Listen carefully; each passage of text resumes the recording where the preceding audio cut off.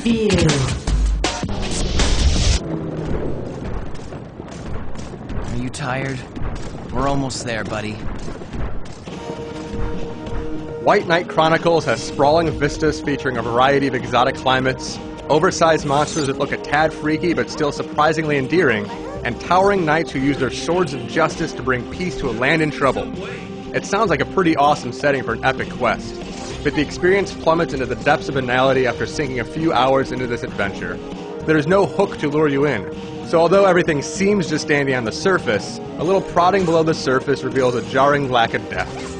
It is still fun to explore this fantastical world, if only to lay eyes on the colorful creatures that inhabit it. But because it has such a predictable story and sleepy combat, White Knight Chronicles struggles to establish an identity.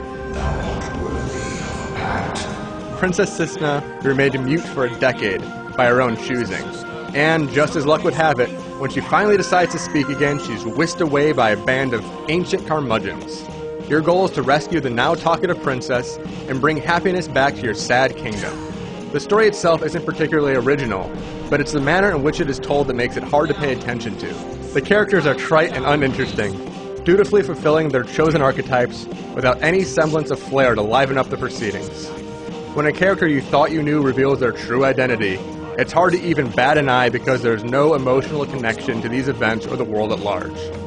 So, he's the man in charge. Terrible voice acting doesn't help the matter either, making the long tale drag on endlessly. The story may be forgettable, but at least the combat is a bit more interesting, at least for a while. Combat is entirely turn-based, although you can walk around the battlefield at your leisure, getting close to the next enemy you want to attack while leaving as much distance as possible between you and the 2-story tall troll. There are a number of different spells and weapons to master on your quest, so you can mold your character into whatever sort of killing machine you desire. It can be a lot of fun to string combos together, launching enemies high in the air with a sure strike from your sword, or an explosive arrow shot. And falling a particularly giant monster certainly has its appeal. There are a couple issues with the fighting though. First of all, it's incredibly easy. As long as each person in your party learns a basic healing spell, your enemies will be hard-pressed to kill you.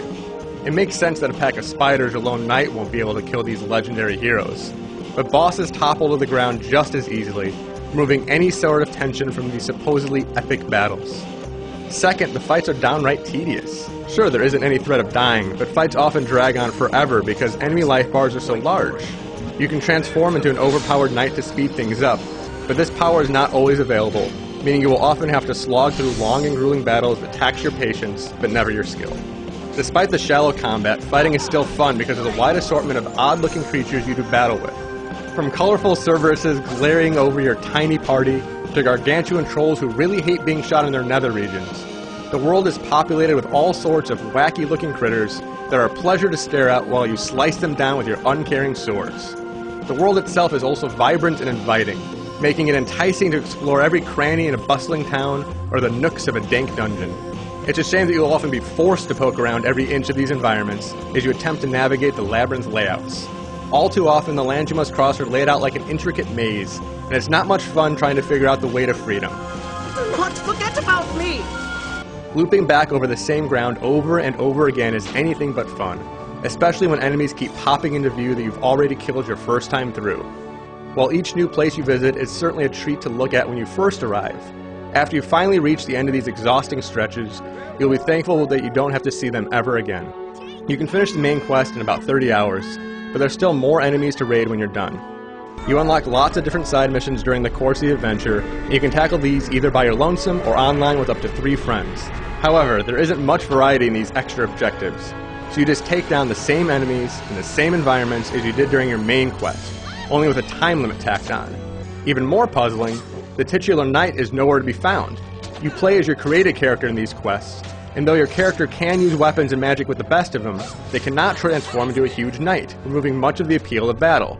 There is a certain charm for those who want to level up their characters all the way, and earn the best weapons and armor, but lack of combat depth and objective variety ultimately limits the appeal. Outside of combat, there isn't much to do in White Knight Chronicles. There is a city-building minigame, but it doesn't offer enough tantalizing rewards to make it worthwhile for long. You erect shops and buildings, recruit residents from cities around the world, and force them to procure rare items for your forging needs. but it takes so much money to extract any benefit from your little suburb that it's ultimately not worth the slightly more powerful sword or sturdy shield that you get for your troubles.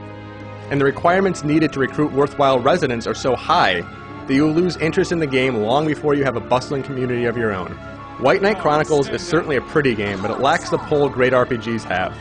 The combat is serviceable but lacks depth, the story is predictable yawn-fest, and the beautiful dungeons are too easy to get lost in. There are tons of additional side quests, but even the lure of tackling oversized monsters in groups is not strong enough to overshadow the various problems with the game. White Knight Chronicles is a good-looking game that never establishes a unique personality. Sorry, folks. The castle delivery comes first.